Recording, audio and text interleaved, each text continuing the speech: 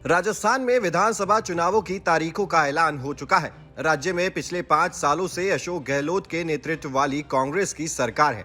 पिछले 30 सालों के इतिहास को सबब मानते हुए बीजेपी को इस बार परिवर्तन की उम्मीद है। वहीं दूसरी तरफ अपने लोक लुभावन वादों के चलते अशोक गहलोत को दूसरी बार सत्ता हासिल कर इतिहास बनने का इंतजार है। राजस्थान की राजनीति के सबसे मंझे हुए राजनेता ने इसके लिए कोई कोर कसर नहीं छोड़ी है। चुनाव आचार संहिता लागू होने से ठीक पहले गहलोत ने 3 और नए जिलों की घोषणा कर दी। इससे पहले उन्होंने 19 जिलों का ऐलान मार्च महीने में ही कर दिया था।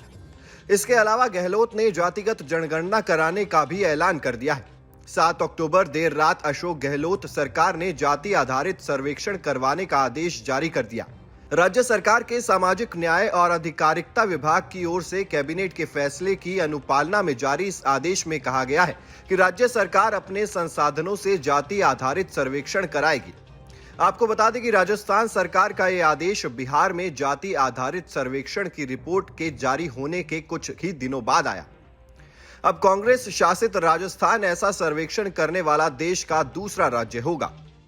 आप बाहर पब्लिकली जाके कहेंगे कि देखिए हम तो जातिगत मतगणना कराने के बाद हम उसका लाभ उस आधार पर देना चाहते हैं, लेकिन केंद्र की सरकार देना नहीं चाहती, केंद्र की सरकार ये सब कुछ करना नहीं चाहती। जो राहुल गांधी का मुद्दा है उस मुद्दे को वो चुनावी मुद्दा बना करके उनके पक्ष में अपना माहौल बनाने का प्रयास करते हैं। वो पार्टी को इसका कितना लाभ होगा कितना नहीं होगा, क्योंकि चुनाव परिणाम के बाद कुछ खुल पाएगा। लेकिन हाँ, जातिगत मतगणना करा लेंगे तो मालूम पड़ जाएगा कि ओबीसी की संख्या कितनी है या बाकी SC ST की कितनी है, एग्जैक्ट चीज़ें आ जाएगी।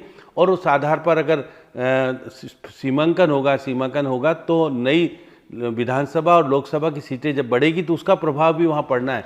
आपको बताते हैं कि इस आदेश का राजस्थान के विधानसभा चुनाव पर क्या असर होगा। दरअसल राजस्थान में साल 2023 की शुरुआत में ही अनेक समुदायों के महासम्मेलनों का आयोजन लगातार होता रहा है। ब्राह्मण, राजपूत, सैनी, माली, धोबी, जाट और मीणा समाज के कई महासम्मेलन जयपुर में हो चुके हैं।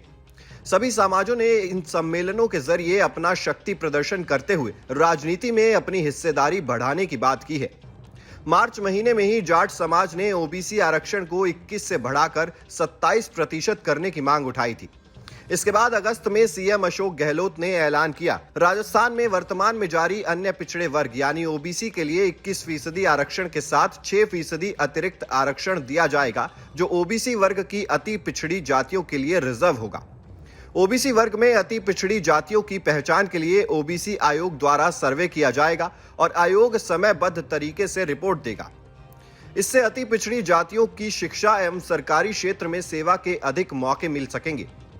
SC ST के विभिन्न संगठन भी जनसंख्या के आधार पर आरक्षण की मांग लगातार कर रहे हैं। सरकार इस मांग का भी परीक्षण करवा रही है। EWS वर्ग के 10% आरक्षण में राजस्थान सरकार ने अचल संपत्ति की शर्त को हटाया था, जिससे इस वर्ग को भी आरक्षण का लाभ पूरी तरह मिलना सुनिश्चित हो सका। गहलोत ने केवल जाटों को साधने की कोशिश ही नहीं की। 7 अक्टूबर को ही देर रात को मुख्यमंत्री अशोक गहलोत ने 8 नए बोर्ड के गठन को मंजूरी दी। इसमें राजस्थान राज्य राजा बलि कल्याण बोर्ड, राजस्थान राज्य वाल्मीकि कल्याण बोर्ड, राजस्थान राज्य मेघवाल कल्याण बोर्ड, राजस्थान राज्य पुजारी कल्याण बोर्ड, राजस्थान राज्य केवट कल्याण बोर्ड, राजस्थान राज्य जाटव कल्याण बोर्ड, राजस्थान राज्य धानका कल्याण बोर्ड और राजस्थान राज्य चित्रगुप्त कास्थ कल्याण बोर्ड शामिल हैं। इन बोर्डों के जरिए सीएम अशोक गहलोत ने अलग अलग समाज के लोगों को कांग्रेस के साथ जोड़ने का प्रयास किया है। इससे पहले भी राज्य सरकार ने करीब 1 दर्जन बोर्डों का गठन करके अलग अलग समाजों को साधने का प्रयास किया था।